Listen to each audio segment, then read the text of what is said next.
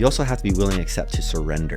Whether you're in a quarter life crisis, as we were talking about, or people are in a midlife crisis, a lot of times the crisis is letting go of your old identity, which is really hard because it's what you've known. You've been through the fire and all the things that you've been through. I can actually say I've been through these different types of changes, whether it's losing your home or your partner or how you identified. Everybody has to face it. I went on tour first when I was 19. Some of the biggest people, and I want to reiterate this, that have the money or have the fame, they're either not healthy or they're not happy. What's something that you would not be happy if you didn't accomplish? Welcome to another episode of the Discipline Man podcast, where we talk about discipline, mindset, and the profound impact they have on manhood. We know manhood doesn't look the same for everyone, and real strength lies in authenticity and personal truth. So join us for another enriching conversation about how real men think, how we feel, and how we navigate the complexities of modern masculinity.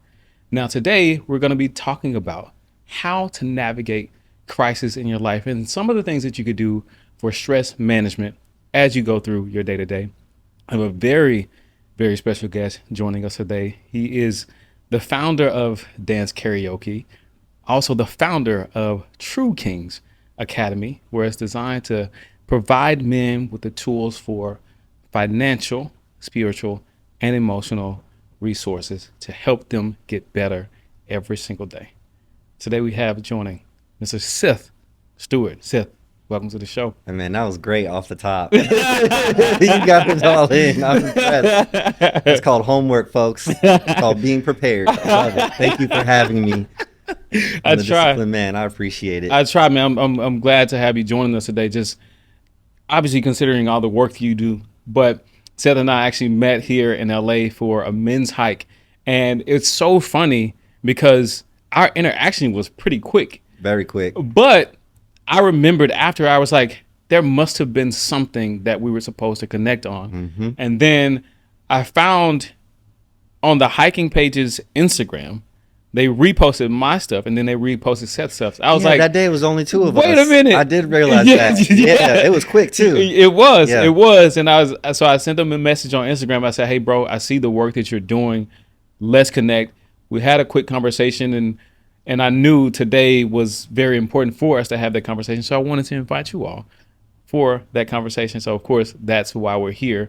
But Seth, before we get into everything, why don't we talk about Dance Karaoke? Okay. What exactly is Dance Karaoke? Absolutely. So a little bit about my background. I just grew up dancing in the 80s. I won't be specific, but that's what brought my family together. Music and dance brought my family together. And I grew up an athlete. Then I started really getting serious with dance probably around 11, 12 years old. And so I was always playing football and wrestling and dancing, and then had to make my choice to really pursue it come college time. And I've been a professional dancer and performer, dancing on different tours with recording artists. I've done 3 Broadway shows, and I've come back to this point in my life. What can I leave behind that is bigger than me and that is fun? And dance and music brings people together. So Dance Karaoke is a dance game of popular dance moves from the 1980s till today. Okay. So there's different challenges, and I can't speak on it. It's trademarked. It's registered. I'm in meetings. So no stealing. I got paper trails anyway. But right now the game is set. I was focusing on an app, and I had a TV show idea for Dance Karaoke as well. So right now I am working with a couple of people that are trying to get it to production companies. Took a pause on the app, but I want to be my own business person. I've tried and not succeeded. I don't want to say I failed, but this is something where I'm like, this is my lane. I know what audiences want, and I want the medicine of people dancing and laughing and also learning, because they're going to be learning the history of dance. So I wanted something, especially in today's world, that can bring people together, that I have some mastery in. You hit on something very specific there when you said the medicine of people learning and dancing. Talk to me about why that's important. Um, I started to get into what I can provide, like what is my medicine. Maybe we'll get into it, but I've always wanted to help people. I know I'm on earth to help people, Mhm. and also enjoy. And I've trained so much with different people and shamans and just other mentors of mine. And I've always asked, what is my medicine? And so medicine is something that helps people heal. It's something that just brings enjoyment to their life. And so when I say medicine, I'm like, it is a not just something that can go into your body, but joy goes into your body. So Mhm. movement when you dance and music when you hear it, if it's in the right vibration, it changes your frequency. Yeah. So medicine is only meant to change your frequency to its highest vibration. And again, so I have a entrepreneurial aspect of what I do, but I also what I put my energy into because I know building a company or building a product is going to take anywhere between 3 and 7 years. Yeah. Am I going to love it? Does it provide something for the benefit of humanity? Something as simple as a dance game, be like, oh, that doesn't really matter. But no, I've seen what dance can do, has done for me, and what it does to bring people together all across the world. So that's what I mean in medicine. It's something that brings you to a happy and high vibrational state. S- Hmm. Interesting. So let me ask you this: how do you consistently bring yourself to a high vibrational state? I do a lot of things. Yeah. Uh, I mostly have to get out of my own mind Yeah. and tell myself to calm down. Hmm. I have meditation, and I have meditation for different things. So, you know, I always believe personally, I am a man of God, and not necessarily in the religious sense, but in the spiritual sense. I understand my connection. I understand that I'm a fractal, a small piece, a little G God. Yep. And so when I pray, I'm asking. When I meditate, I'm receiving. So what I do is I have different meditations for where I'm at. Mm. When I pray, I'm asking. When I meditate, I'm I'm receiving. receiving. Hmm. Walk me through what that means. So when you put out a prayer, right? It's God, angels, um, help me get like let's bring it right back to crisis, right? Yep. I'm going through this, right? This is what I need. And it may not be you might need a feeling. You might need a change in feeling of um I need to not feel so scatterbrained Yeah. because that seems what's to be going on a lot in the world is Hmm. people feel scatterbrained or confused. Um and something is actually going on spiritually, but I might pray and ask, allow me to have peace of mind. Okay. Now, when I meditate, I'm going to receive. What do I need to do? What do I need to change to have peace of mind? And you might see and or feel and or get a little nudge when you're going about your day or in that moment. And so for some people, I'm a very visual person. I might get water on a spiritual sense that goes across my brain and I feel like my thoughts calm down. Hmm. Or I might get a nudge, or I might get a nudge, maybe not in that meditation, but I might see a sign that says slow down, but you know the way signs connect to us, right? Yep. Yep. So to keep it very short, um, when you pray, you're sending it and what you need, and when you meditate, you're being quiet and you're being still to order to receive the answers that you need. For sure. Yeah. For sure. And so what's funny, I'll say a couple things. One, you don't have to keep it short. I don't mind Okay. I don't mind hearing the long answers. Yeah. But two, we've had so many different conversations about what that looks like on the entrepreneur's journey Yeah. and how important it is to know and be ready to receive when it's time to receive. Mm-hmm. But in addition to that, having the right mindset as you navigate that journey, because the entrepreneur's journey is not exactly what people think it is.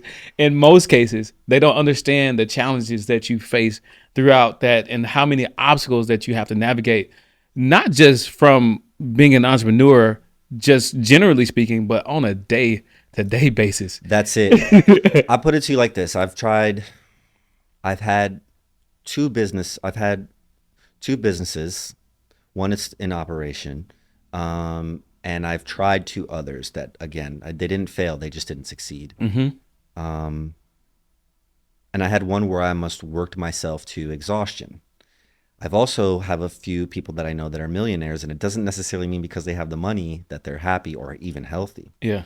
So the daily mindset of what it takes, some of the hardest things when it comes to being an entrepreneur or creating your own thing is you facing yourself, you facing your impatience, you facing the lack of network that you may or may not have. So you realize I need to not be an introvert and I need to get out there more and, network, right? Like your net worth is equal to your net worth. Right. So creating a business or something where you're not working for somebody else is a mirror. Right. It is a relationship. And so what I've done in my learning through wanting to create my own path and leave something behind is I got to know I'm willing to do it no matter how long it takes. And anything that I do where I have to make money is just supplemental until I get to where I'm going. So what do you feel is the number one thing most people struggle with as entrepreneurs? That's a good question. I'm taking my Kanye moment. Let me think. Take your time. The number one thing, trying to get there too fast. Yeah. And thinking that there's a finish line. So I guess that's like one and two, and it's really all one. There, even when you create a product or you create a business, again, it's going to take 3 to 7 years. It's just general to get it to market. So looking for the when is what makes people quit. Right. And even once you arrive to your public launch, you have just as much work, if not 4 times to 5 times as much work to keep it going. Right. Especially if you have investors. Yep. And even if you don't have investors, it's still the daily get up to do it and be willing to do it with no money. So I think the number one issue that at least most new entrepreneurs face is looking for a finish line. Yep. When I get here, when I make that first 100,000, that first million, I'm going to be good. That's absolutely not true. So you have to make sure that you're creating something that you would love and is something that you're willing to do for the next 10 to 20 years. Only a few get lucky to where they've created something within 10 to 15 years and then they're able to flip it and sell it for a couple million. Yeah. I mean, powerful stuff that you just talked about here, which I'm sure we'll don't dive. Look for the finish line. No. There's no finish line in look, life. We'll dive deeper into it later for sure. But I want to take a step back really quick. You talked about, like, in so many words, this is not exactly what you said, but you said essentially the image of God, essentially. And so you said fractal, I believe. Why don't you dive a little bit deeper into what that actually means? Because I think, at least from the way that I know, some people might miss what you mean when you say that. Got it. So I believe we are all one. I believe everybody in humanity is all one. I believe we just, there's a lot that's happened. I have part of my life is, what can I create? And the other part of my life is how can I serve? And actually it's all kind of coming back into how I can serve. Yep. So I've done a lot of research. I've spent a lot of time to understand how the universe and what my connection to God is, right? A lot of time. Yep. Like heavy the past 12 years, heavy even since I've been 18. I believe we're all one. I believe we all come from different tribes. There's been a lot that has happened on this earth. I believe we are not the only beings on this planet or within the galaxies, but I do believe that God is not just a universal, but a multi-dimensional energy that is experiencing itself through different universes. Of course. And at least here on this planet, we have a species called humanity, right? But we are connected because we are a species, even though we're different variations. And I believe that we're all connected to God because, in my personal opinion, God is in all things. God's in the rocks, in the soils. We have religions that give it a masculine or a feminine form, which is fine. But ultimately, we are all connected because when somebody hurts, we hurt. Yep. right? There's this, when an animal hurts, we hurt. Yep. But ultimately, I believe that we are a fractal, meaning we are a further point away from a God source, from the God source. But there's scientific proof that we're holographic. So what is in us is within the stars and the cosmos. It's Yep. scientifically proven. And there is a field, Hoag's Big Son field. I might be completely messing that up, so forgive me. But they found that there's a field. You Yeah. know, they found within dark matter. So it's like science is kind of here to prove that which we already know spiritually. We already know these things spiritually. So when I say we're a fractal, we're a little piece of a much larger picture, but we can tap into that larger picture, and we can tap into different versions of what it is as a whole. Yeah. And I think there's going to be a lot of opportunities for us to dive in deeper on what all of that means. But essentially, a lot of what I think people don't recognize is how important energy is. And if you're looking for any examples of that and how it comes to play in your day to day, think about the moon and the sun and all of these other things, and Moving all of us. how tides come as a result of a sun and certain angles and things of that nature. But then think about the impact that has on you as a person. One great example I think about is even during further times, we're made mostly out of water, right? And so a lot of people don't know that the word lunar, which is connected to the moon, is why people would say lunatic.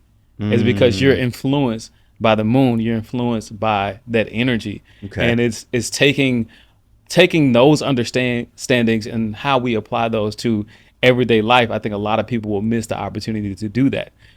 I say all of that to say, as we sort of think about energy, how do we manage that during crisis?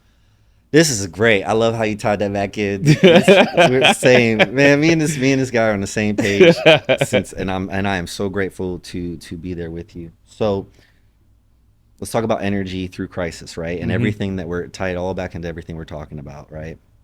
Other thing I say to people when it comes up, you know, we're 75% water.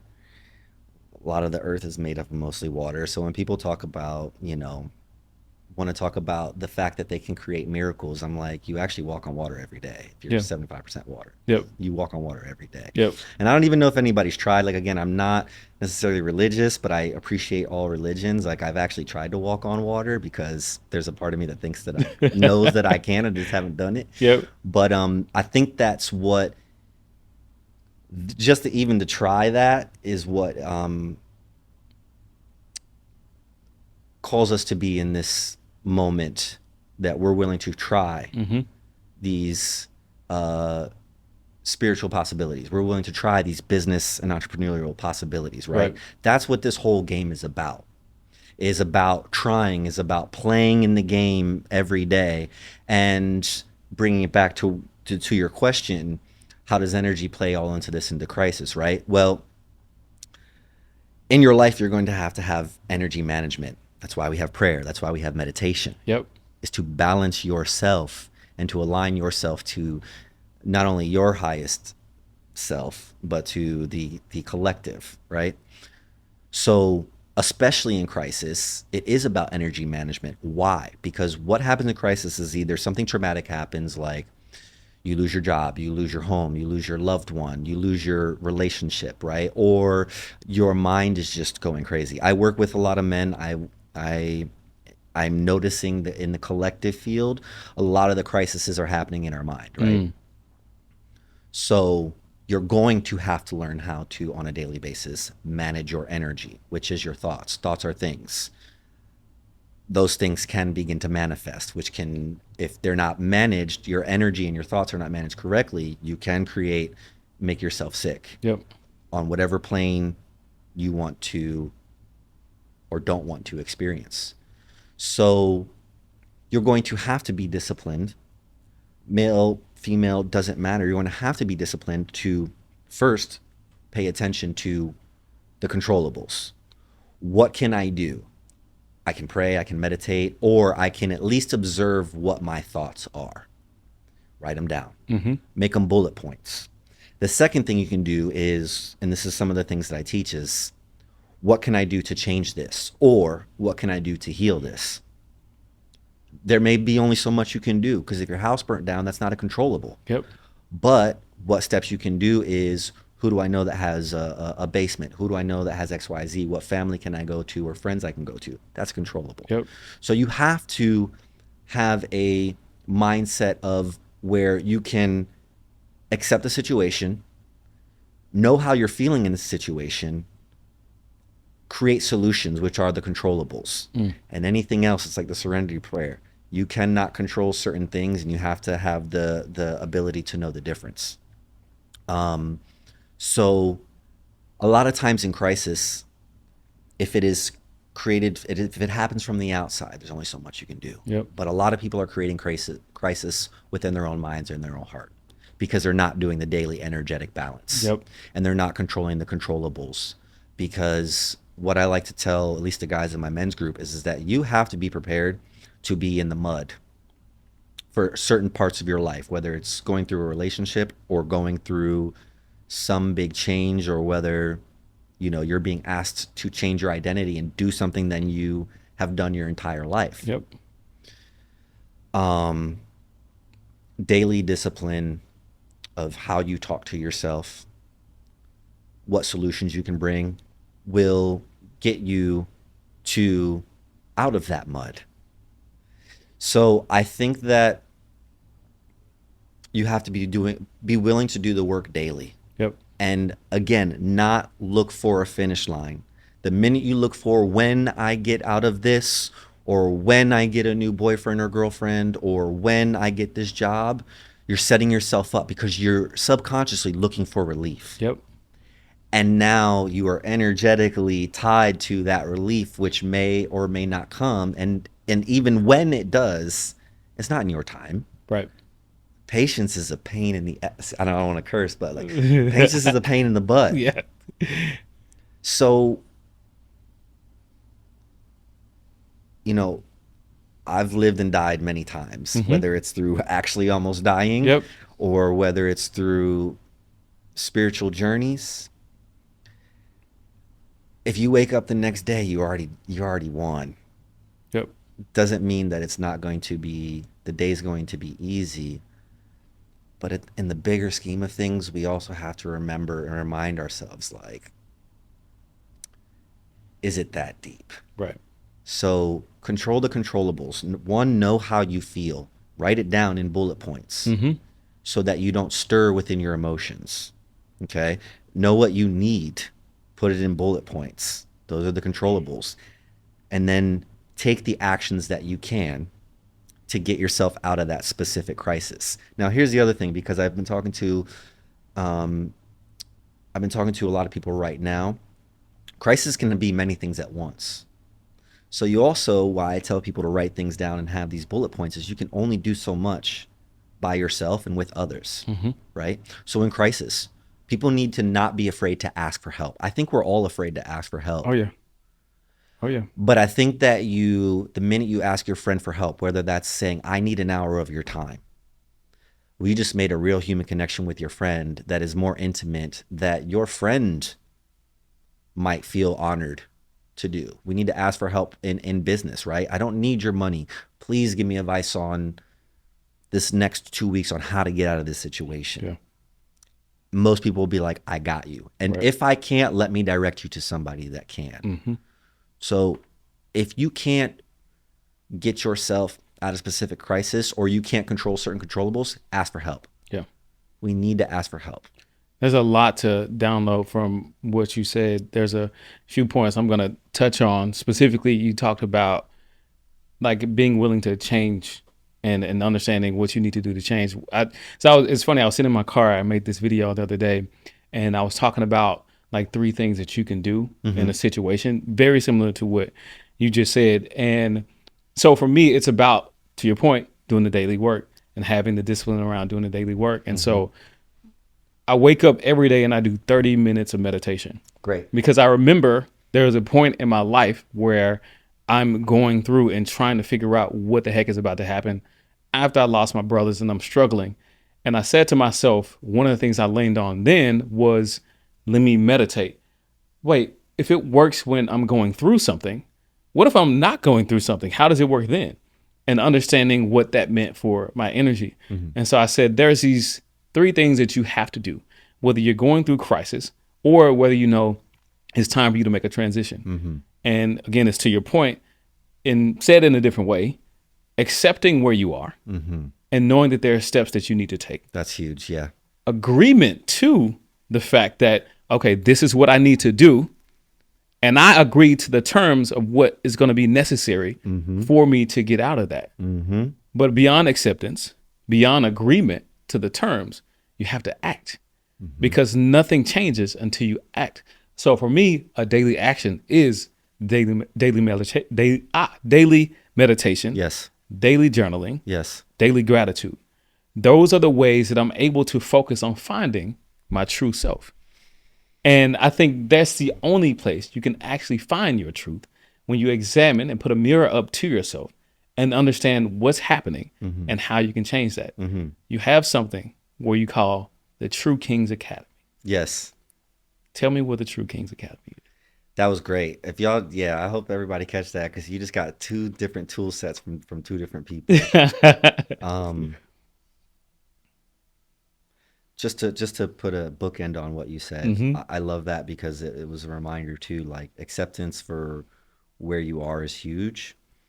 And I want to say one last thing on this Sure. this whole part, which is you also have to be willing to accept to surrender, because whether you're in a quarter life crisis, as we were talking about, or people are in a midlife crisis, a lot of times the crisis is letting go of your old identity, which is really hard, or it can be, because it's what you've known.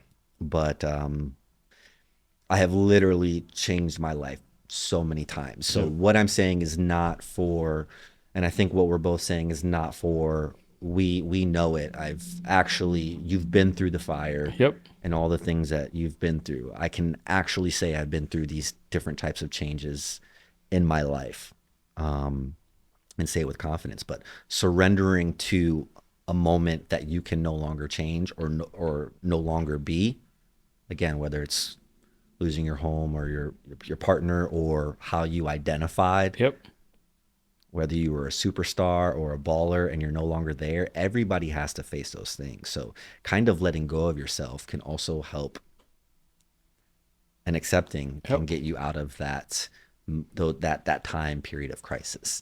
But I don't think, unfortunately, we would be built up if we didn't have these tool sets. So I'm grateful to share. Those 3 keys were huge. In True Kings Academy, again, it was my call from God. I had known for about 6 or 7 years that I was going to be speaking, but I had to do the work in silence. I'm finishing my book after 6 years. I've been studying with other people. Even though I'm teaching, I'm still training. Absolutely. Have to. Absolutely. And when it comes to True Kings Academy, one of the biggest things I realized is that, number one, I needed to train, to grow and heal as a man. I had some really great examples of men in my life, from my father to my coaches. And I've also have the programming and conditioning of men, and just like everybody else. But the call I felt is, I spent a lot of times in the woods alone to heal these things and to work on my spiritual gifts. But I also found myself in healing circles and in ceremonies where there would maybe be 1 to 2 other men. So I noticed that men were not in healing circles. That was a big one. The other big thing I realized is that whatever circles they were in, I also, trained at a primitive skills school, was mostly men, but it wasn't a lot of men of color, right? And I got the call that I was going to be helping men. So everything that I had built up, all the tools that I had learned and experiences, I'm not going to teach something that I haven't experienced myself, and has not worked for me, or others. It's just, we don't do fluff. So True Kings came about because I heard God say the true kings must walk the earth again. And that came out of nowhere. I think I was literally sitting on my couch and I said, okay, tell me more. So I had many meditations over a year, and God was showing me that in kingship, there is an architecture, like actually within our bodies. And I won't go into full detail with that, but basically, true kings is men being led within from their divinity, Yeah. from their connection to whatever they feel that is, because we welcome all people, but ultimately it's a place for men to come and heal. We cry with you, we laugh with you, and then we build you back up. The coursework is actually built on 4 pillars: protect, provide, heal, and lead. The protection pillar is, can you put your hands up? You know what I mean? And even if you can't, how can you protect yourself and others? Not just in a physical sense, but how can you protect yourself spiritually? Do you know how to shield yourself? Do you know what's in your edge, right? Because there's a lot of things happening beyond these veils of this physical reality. Do you know how to protect your partner spiritually? The provide pillar is, how do you provide yourself financially? So we give financial tools, but how do you also provide a healing space for yourself and others, right? Yeah. Do you take baths? Do you provide a safe space for you to feel? Do you do that with other people? Do you do that for your partner? Do you provide that safe space? Heal is kind of all of that. We talk about mother-father wounds. We talk about healing the masculinity, what it is for us and what we want it to be. And again, because we are healing from a lot of conditioning, we're healing from a lot of trauma, especially for people of color. There's a lot in our bloodlines, which translates to our DNA. There's a lot in there genetically, and we know as men that we are here to break those old curses, and we're here to break that so that we can pass down not even just a better mindset, but a better way of being for future generations. And the last one is to lead. Takes us into lead. So what are we going to leave behind that is beyond us?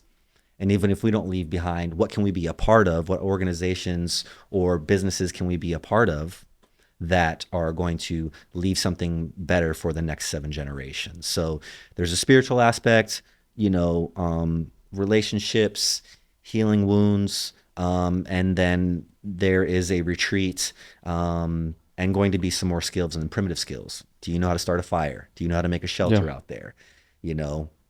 So that is the short of True Kings. Interesting. So correct me if I'm wrong, but you recently did a retreat, right? We were going to have a retreat. We didn't have enough guys, so I called it off. Okay. I had one of the guys go up there, and I was guiding him as he was up there. But the universe works in the ways that it should, because I had a lot more information during that time.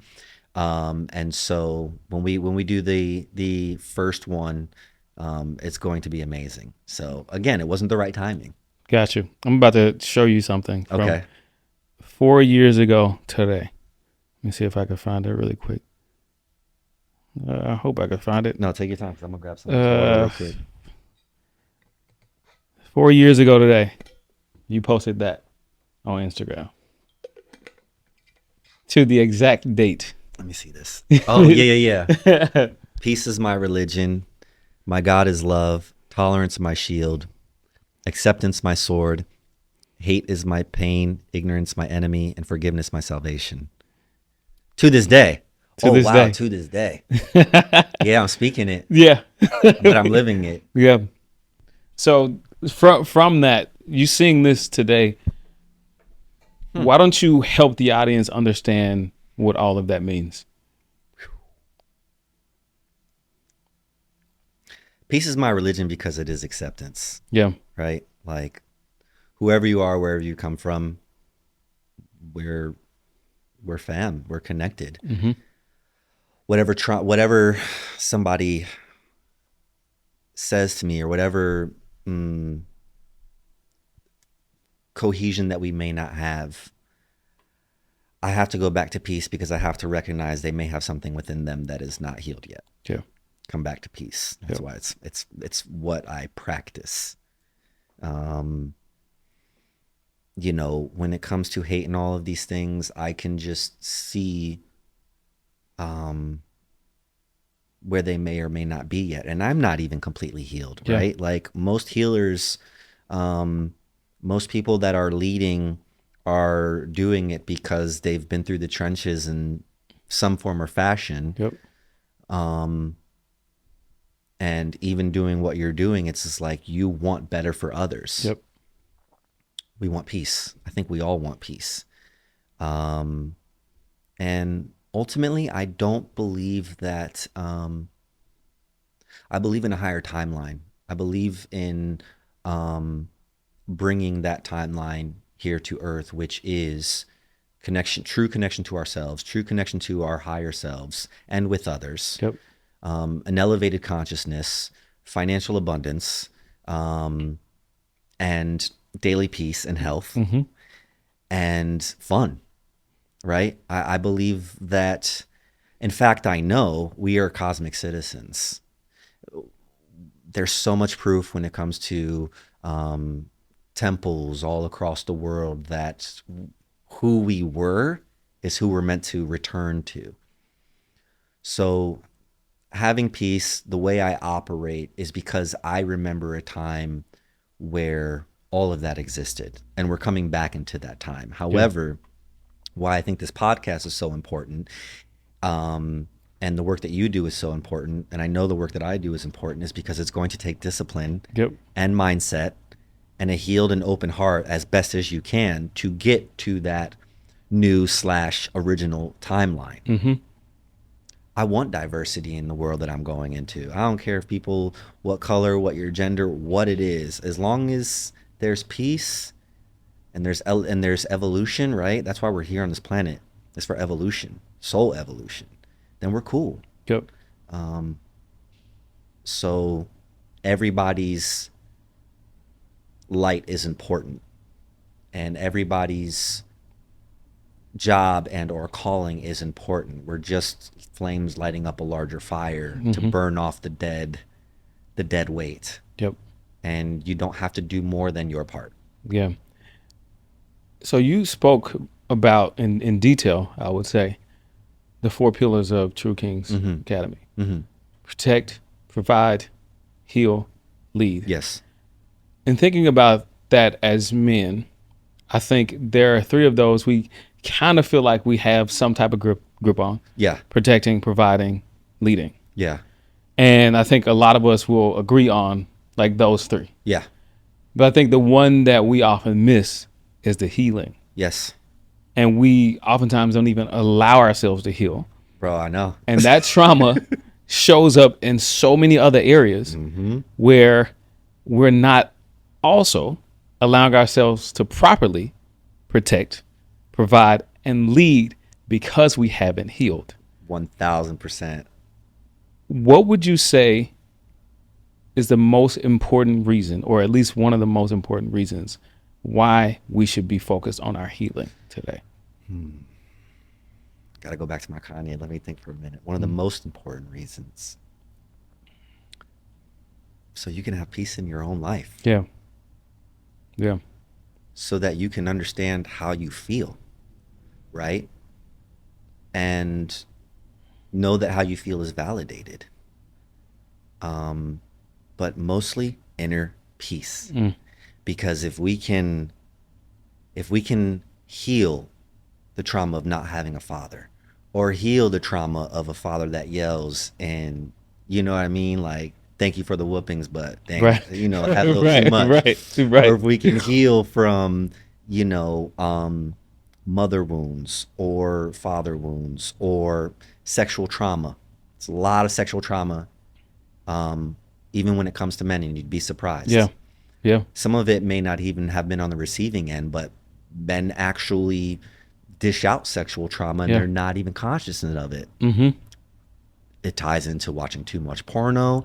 Watching too much porno can create sexual parasites and demonic energies in your body. And then here you are unintentionally from your good heart dishing out trauma, but because you're not healed, that part, it all connects.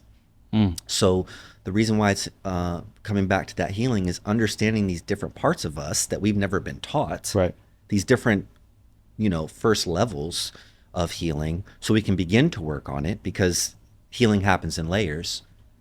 The more you're healed, the more you understand yourself And the more peaceful you become because you can understand the potential traumas and or things that other people are going through, which brings you back to more peace. Healing also helps because it gives you better relationships. You won't get offended or upset in a conversation with your partner. You will begin to vibrate a partner that is matched to you when you are healed, or the partnership you have will become more healed. But for instance, I knew how healed I was, and I knew how important healing was because it showed up in my life, right? Like, I wouldn't have to protect as much because I'm not offended as much. Because I think we as men, we are like, I wish you would, right? I run the I wish you would scenario too much. But I've healed that. Where does that come from? That comes from actually many lifetimes of me being a protector on this planet, but that's got to heal. I got to put the sword away for now. I'm gonna hold it, but I got to hold it down for right now and heal that part. Provide, right? Like, I got to heal the lack of money because we didn't have it as a kid. And it translated to me when I was a kid and I didn't realize it. So I got to heal that within myself. Being a great leader, everybody wants to operate for their highest selves, but you're not ready for your highest self. You're ready for your next highest self. So let's heal where you are in order for your evolution to happen on its own. But healing is also important for, again, not just your peace, but your mental health and actually your heart and the way that your central nervous system operates. You become calmer. Your central nervous system calms down. Your blood flow changes. Your heart changes. And people feel safe around you when you are at least more healed. You feel safe in your own decisions. You trust yourself when you're more healed. And when those things happen, your life just gets better. You may not have everything that you want, but you are so much calmer along the process and so much more willing to accept and still have the, tenacity to get up and do it. But healing is important. We don't see enough men in healing circles. However, there are more men's groups and more healing circles coming about. And so I'm going to be one of many, and it'll be up for people to discern where they want to go. And we don't touch on pain points. There are some men's group that are touching on pain points. Did your girlfriend hurt you? Da, da, da, da. Come join us. Like, we're not coming from pain. We're healing that pain, and then we're moving forward. So, and to that end, let's talk about some of the stuff really quickly that men don't do, maybe even don't recognize. So one of the things that I often think to myself as I'm navigating specific areas of my life, mentally, spiritually, physically, financially, is how things intertwine. So earlier this morning, I went out for a run, and I recently got back into running because I would tell myself, I hate cardio. I see the videos. I suck at running. You be getting it. I'm like, good for you. So I used to tell myself, I'm not a runner. I used to say that a lot. And then I'm like, even though my feet hurt, even though my knees hurt, I'm going to challenge myself in a different way. I'm going to get out and run. One of the things that we talked about earlier was meditation. What people might miss during different times, whether it's mental or physical in this example, is how important your breath work is. So as I'm running, I'm like, even though this hurts, even though it sucks, let me focus on controlling my breathing. And if I can focus on controlling my breathing, I could run the full way through this 2-mile run that I'm doing this morning. And I'll make it through. And it was because I was doing the breath work. After doing the breath work 30 minutes earlier, as I was meditating, then I'm like, okay, this is where these things coincide. They coincide. And I hope you don't mind me sharing, but right before we started to have a conversation, you took a moment and you took a breath and you took a few breaths and you took a moment to yourself to gather yourself. That is something that I don't, not just a lot of men, a lot of people don't recognize the value of. Walk me through why you did that. I did a prayer first, but I also did a moment to breathe. I just tend to do that, again, because just where I'm at in my life, especially when something like this is going to reach other people, I always ask God to speak through me, right? Or ask my highest self to speak through me. But also too, it's just like it's just like a snap in, right? Like even before I went on stage You know, I performed for thousands of people a night. I performed for hundreds of thousands of people at concerts, you know, dancing with recording artists, right? You got to like lock in. Yep. So, Yep.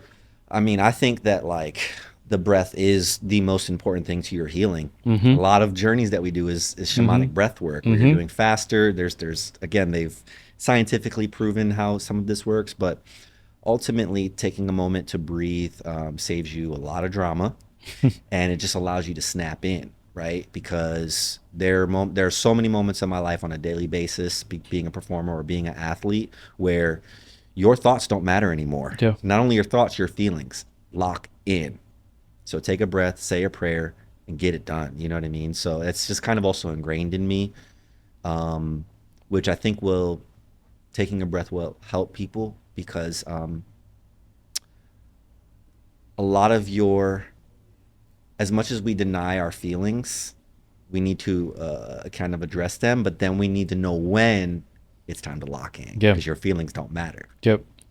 I spent a lot of time out in nature, and you know, I've been lost in nature. There's crisis moments. Like, your feelings at that point do not matter. Mm-hmm. You have to find a way out, Yep. or learn, you know, Earth Mother and what she provides and those skills so well that you don't feel claustrophobic and need to get out, run away from the woods. Mm-hmm. So I think a breath before you speak to your partner, I think a breath before whatever choice you have to make, just kind of helps you lock in. Absolutely. I'm going to ask you a loaded question. Okay. What's something that if you didn't accomplish it before you leave this plane, Okay. that you would Regret? not be happy if you didn't accomplish it? My mission right now. Yeah. As much money as I want to make, I know somehow, some way I'll make it. But like, I mean, I'm here to like, not just help people. I'm here to help the vibration of this planet. If I don't answer my call, it won't feel right. And I've felt my call for a very long time. It's been hard to have the patience to work so silently for the past 12 years, because I've wanted to say so much of what's going on this planet on a multidimensional level. Yeah. So I refuse to not answer my call. Yeah. The only other thing I would regret, I don't know, that would, I can't live in regret. Yeah, I can't for like sure. actually live For sure. Absolutely. in regret. Yep. And you know, I'll say this to other people too, is just like, ultimately, kind of tying this all in, it's like, I know multimillionaires, not a lot, but a few. I know famous actors and singers, some of the biggest names in the industry. And I've always watched since I was like 19 years old. I went on tour first when I was 19. Some of the biggest people, and I want to reiterate this, that have the money or have the fame, they're either not healthy or they're not happy. Yeah. So I would really like for people's level or idea of success to be individual to them, because I thought I wanted that. And when I saw the best doing it and not there, not just looking peaceful, I've met people on the mountains that had literally a backpack, and I've never felt such peace Yeah. or such love from like specifically two people. I don't even know their names. I know one of their names, but I literally saw, working with the best, two people I met on a mountain at different times in my life, and I compared the two. You don't get to take anything with you. All you get is your experiences and the people that you touch. So you have to also know what is enough. What is your enough? Because we're also supposed to enjoy. Right. Right. Otherwise, this shit goes too fast, man. It does. That's why the power of now. Yeah. What important. about you? I want to ask you that same question. It's funny because my answer is very similar. Okay. There's so many people that I run into. There's so many people who have all these different stories. And what I say a lot is everybody has a story. It may not sound exactly like mine, but everybody has a story. And so I know the work that I do is to not only create spaces, but to create space for people. And a lot of that is for people to be able to share their stories, to see themselves in other Yes. people, and to understand that as we navigate this lifetime, we're all connected in so many different ways. It's community, even if Yeah. it's online community. It's just like even working towards eldership, right? That's why I'm so grateful again for this opportunity, because whether or not we realize it, we're working towards eldership. Yep. You had the post about Unc, about going I into your Unc did. I phase? did. Yeah. I did. Whether you're not, it's like you're there, right? I'm the unk now. Yeah, I know. But it's beautiful because, and this is again why I wanted to help men. I love Black Men Hike, where we connected. Like, Yep. community is so important. It is a part of our human species, just as much as everything else. And we are supposed to help each other do it. We're supposed to help give each other, cheat codes to, how to make more money, how to have a better spiritual life or a better relationship life. Like, what are we holding on to? I don't want to hold on to any of that. Yeah. So for me, my dad's a pastor, and like my fortunate reality is that I was called to serve even if I didn't want to. So here I am in a different space than my father, but Yeah. it's service. And so I know it's daily work Yeah. to do that as well. So if I don't do that, if I just Why, deny he the wanted you call to to preach? serve. No, so everybody assumes that that's where I would end up. But I think if I were to deny the call to serve people, then that's where I would, to your point, I can't live in regret. Yeah. And so literally can't live in regret. And so for me, that would be it. I have to serve in whatever capacity it's called for me. So, I mean, you're still, whether it's in the church or not, like, it's all still helping people. And I have a big affinity for like Buddha and Christ. yep. Right. I truly believe like Christ is not returning as man, it's returning through all of us. Yeah. And it's a balance of masculine and feminine energies, the herogamic union. You want, talk about it. But it's like I remember. I remember Yeshua. Remember. Yeah. It's like I already been there. Yeah. And yeah, so whether it's in a church where it's like, so going back to what I was saying is like the church was actually the tabernacle first, right? It was traveling. So I think with the church, or just spreading the Christ consciousness of like living in union, it's here. It's spreading. Y'all can't stop it. It can't be stopped. Absolutely. That's why everything of the old paradigm is falling apart. That's why it's just like, just do your part. Like, live happy, because then we vibrate. Like, I just see everybody as like little nodules. Like, you're doing what you're doing, we light a fire. I'm doing what I'm doing, and we're little nodules on the planet. And that's actually like quantum physics way is actually how the vibration changes on this. And the wave of like light, it can't be stopped. Yeah, at this point we're about to get into Joe Dispenza, we're about to get into Eckhart Tolle, we're about to start talking about all these guys. And so you said you manifested this. I did, and I forgot until I literally sat down. And I was like, I wanted to do more interviews with folks that were in alignment. And I specifically said, remember saying in alignment, and then you hit me up, and it was just like, yes. Yeah. Listen, builders build. Yeah. And you're going to know when you're around another builder. And do not be late. Do not wait. Do not wait. Build with other builders. Period. What else do you feel like is important to share?